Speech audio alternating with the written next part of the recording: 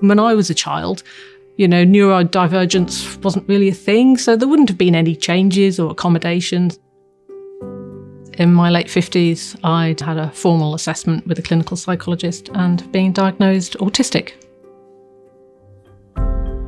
And since then, I suppose I've been, in some ways, putting into context, a lot of my life of when I've felt really uncomfortable or haven't been able to do things. And I can try and be kinder to myself, not beat myself up so much for trying to do things and just finding them really difficult. Sometimes in meetings or academic conferences, people think they're nice occasions to have a dinner with background noise and music or a social engagement with lots of people, and it's just a nightmare for me. It's like being in a sandstorm and there's just going on that whole time. A couple of things that autistic people have problems with are social communication and social interactions. I can say very directly what I think. I can also put a filter on it and not say anything. I've learnt that. But the directness can mean that I see a big picture, or I can get to a point in a way that I realise perhaps other people can't. So, to have an autistic person as part of your team, you'll probably get someone who can focus really, really well and who will tell you what they really think honestly, if you're interested and prepared to listen to them. Well, when I was born, I became profoundly deaf.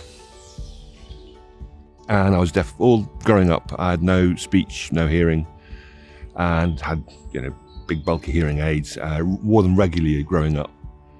And I could hear sort of whistling sounds, high-pitched noises. And maybe about 11, I started doing sign language and learning BSL.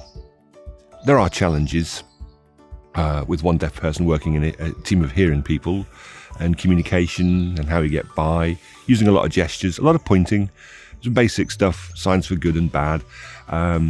We write notes to each other. We text as well. That's a useful way. And lip reading can be difficult, so I'll ask people to slow down for me, and that helps. And it's the same, for example, if you go abroad and you're on holiday and everybody speaks a different language, you get by with the sort of gesturing. It's the same as if you're deaf. You find ways to communicate, and there's no real problem. It's fine.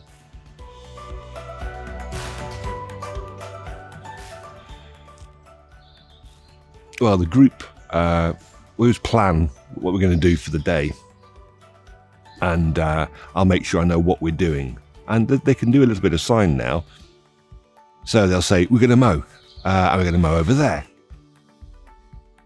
Or we're going to cut the trees. Or we're weeding. And you go, right, great. And right, we're going to bag up the rubbish and take it to the rubbish tip. So communication's been really easy, really. I think the first time when I started working here, I was a bit nervous. But it changed. I think everybody was a bit nervous of me as well. And now everybody's used to me and I'm used to them. And there's absolutely no problems. We just get on with it. And I'm really, really happy here.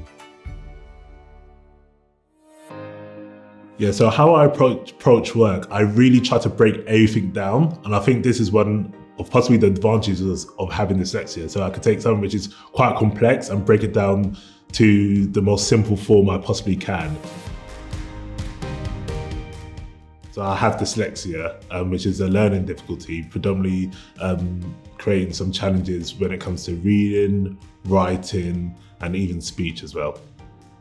I don't necessarily tell everyone that I have dyslexia, but I incorporate that into my project planning process. So if I need to give myself an extra 2 or 3 days for extra proofreading, or just making sure I could send it off to someone to have a quick read through, that process could happen.